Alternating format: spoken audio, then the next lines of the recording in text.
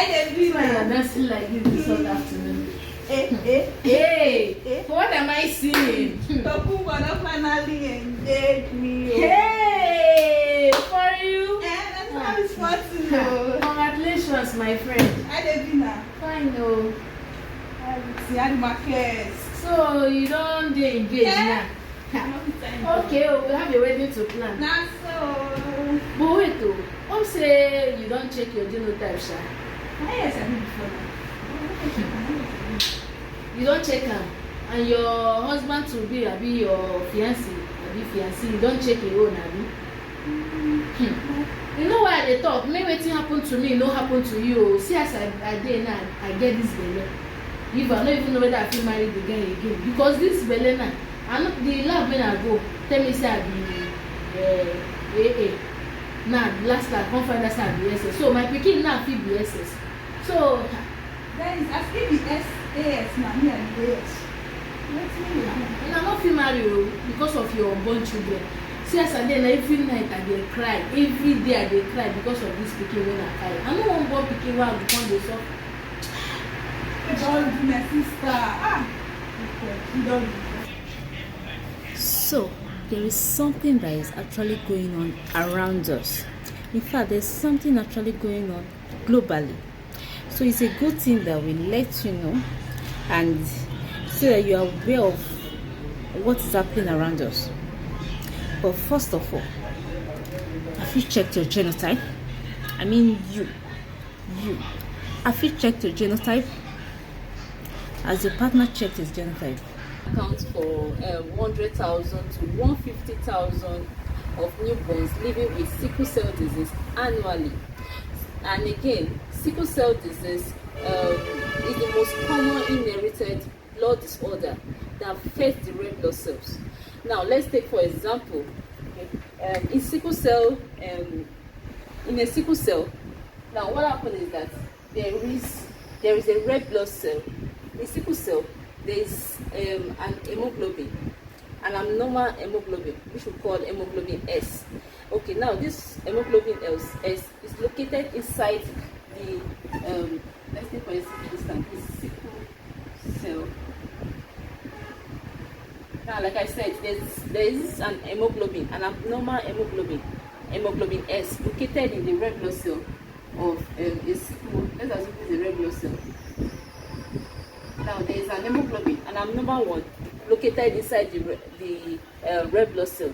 Now, what it does, normally, an hemoglobin, it carries oxygen inside the blood to other areas of the body. Okay, it supplies oxygen, carries it to other parts for functioning and circulation and all that. Okay, but in case of a sickle cell patient, now the hemoglobin S, which is the abnormal hemoglobin, what it does is that it changes the shape of the red blood cell. It makes the red blood cell rigid. It makes it lack flexibility, and it, like I said, it changes the shape. It makes it look like sickle. Now, this is supposed to be a normal red blood cell, but in the case of a sickle cell patient, their red blood cell is like sickle. So I'm drawing this. So their red blood cell is mostly like this, sickle. And now this red blood cell, they are rigid. And when you now, let's assume this is, let's take for instance, this is the blood vessels. Okay. Now normally we are supposed to be having this in a normal individual. These are the red blood cells, which are round, flexible. Now you're supposed to have this, but in a sickle cell patient, you have more of their red blood cell looking like sickle. You know that sickle we use in farming. So this is how it is. Now what it does in their blood cell, it makes it rigid. They will clump together. They clump together. So imagine. So it's when they clump together like this, they block the blood flow. Now red blood cells, blood is supposed to be flowing like this. Now what it does is that it blocks the blood flow. Now when it blocks blood flow to other vital organs carrying oxygen, so when it blocks the blood flow like this, because this sickle as it is rigid, it lacks flexibility, so it blocks blood flow. And when it blocks like that, it causes pain. That's why most times this clumsiness happens at the joints, so they cause pain. That's why most of them go through this pain. When it also blocks blood flow, they have low pack cell volume. Most sickle cell patients lose blood. They have this low pack cell volume, leading to anemia. So they come down with anemia. Okay, as it's blocked with this the blood flow causes anemia. It also causes joint pain. You have joint pain, what they do call like pain crisis and all that. So it causes crisis. There's complications, infections. So it leads to complications, it leads to infections. And when it blocks like that, you see most of them, they'll be looking pale because of this sickle nature of their red blood cell. Okay, and because of this sickle nature, the hemoglobin do not last more than in a normal red blood cell. Now the hemoglobin lasts more than 120 days. They last at least 120 days before they break down into bilirubin and the rest. But for a sickle, it doesn't even last up to that. And because of that, they come down, like I said, come down with a whole lot of infections like this, symptoms of crisis and the others. So this is just a general view of what happened in a sickle cell patient, okay, and what happened to their blood vessels, how it blocks it and causes infections, complications, and a whole lot for them. So which is why we do advise to always check your genotype and that of your partner. At least check in 2 or 3 hospitals or 2 or 3 labs before you are certain that, oh, okay, let's continue, let's move ahead to the next stage. So always check it, because these are the things that each sickle cell patient passes through every day of their life. And in this case, when they pass through this crisis, they have to be taking their drugs, the oxyurea, the pain relievers, every blessed day. And of course, these are not what we want for our life, and we want to improve our patient life and improve our quality of life. So checking your genotype, your blood group is very, very essential for everyone. Thank you. So remember in our first presentation where I asked the question, okay, if you knew your genotype, or if you know your partner's genotype. So today we'll be talking all about that, and also how it is related to sickle cell disease. So come with me while I show you what I mean by if you know your genotype or your partner's genotype. Okay, now see these tables. These are genotypes. Like I said, we have 6 genotypes. We have the AA, the AS, the CC, the SC, the AC, and the SS. So these are 6 genotypes. Okay, let's start with the AA. Now AA, they are normal hemoglobin gene. They are normal hemoglobin gene. One thing about genotypes, they are like genetic makeup of the body. Okay, they are the ones that they help us to determine the type of red blood hemoglobin in our red blood cell. Okay, now for the AA, they are normal hemoglobin gene. What this means is that though they are susceptible to some infection like malaria infection. So one thing you should know about that, what I mean is that if you know you are AA and you fall sick often, now most times over time we've already that's another topic of another day.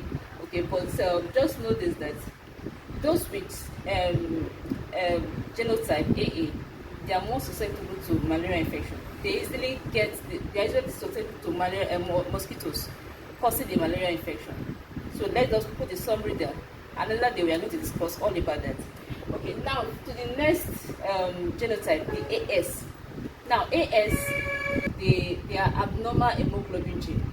What this means that they have one normal hemoglobin gene and another one which has a hemoglobin S, which is abnormal. Now this means is that they are carriers of the sickle cell disease, sickle cell gene.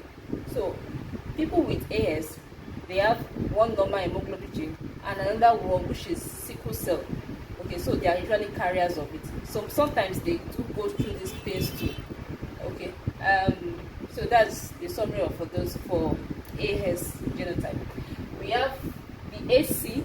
Now AC is a rare hemoglobin gene. Okay, they are rare genotype, so it's not everybody. It's very rare. Maybe 1% of the population we have it. We have the SS, we have the SS, the CC, and the SS. Okay, SS, I'm still repeating that. Now, this set of genotype, they are irregular, and this set of people with the SS, the SC, or the CC, they are prone to sickle cell disease. They are the ones that are usually we do refer to them as having the sickle cell disease. They are sickle cell carriers, or they have the disease. Okay, so that's generally for those genotype. Okay, now let's go to the table back. Now let's assume this is an individual, taking you for an instance, and you have this genotype AA. You have the genotype AA, and you have a partner who also has genotype. The genotype is also AA. Now, what this means that your children or your children or your generation will definitely have AA as their genotype. Though there is a lot of calculation with it, but this is summary of the genotypes. Now, let's take an instance again. You also have the AA genotype, and you want to get married to somebody with AS. Now, what this means is that your children, if you get to give birth to like 4 or let's say 6, what this means is that 50% of the children, let's assume is 2 of the children might be carrying genotype AA, while the other 2 will be carrying AS. That's 2 we have be carrying they will be carriers of this sickle cell. Now, let's take another example. You have the genotype AS, and you got a partner, but fortunately or fortunately, let me use that, the partner is having the genotype AS. Now, what this means is that if you, of course, you want to give birth. Now, what this means is that your children, they may be carriers of the sickle cell, and one might be a sickle cell having the sickle cell genotype, like seen here. Now you see that only one of the child is AA, the other one is a carrier, AS, and one is sickle cell, which is why it is not advisable that you go ahead and get married. That's why he wrote very badly. So the advice we usually give for persons who are AS getting married to AS, or AS getting married to SS, or AS getting married to AC, SS getting married to SS, AC getting married to SS, or AC getting married to AC. Now the result of it shows very bad. What this means is that your children, yes, they might come down with pains. They will come down with mostly the symptoms of sickle cell. Okay, and then you might need to spend money and to take care of their crisis and the others. So this generally means that it's actually very bad if you guys want to get married or meet each other. It's very bad, and which is advisable that you don't go ahead and get married, or you seek other opinions. But generally,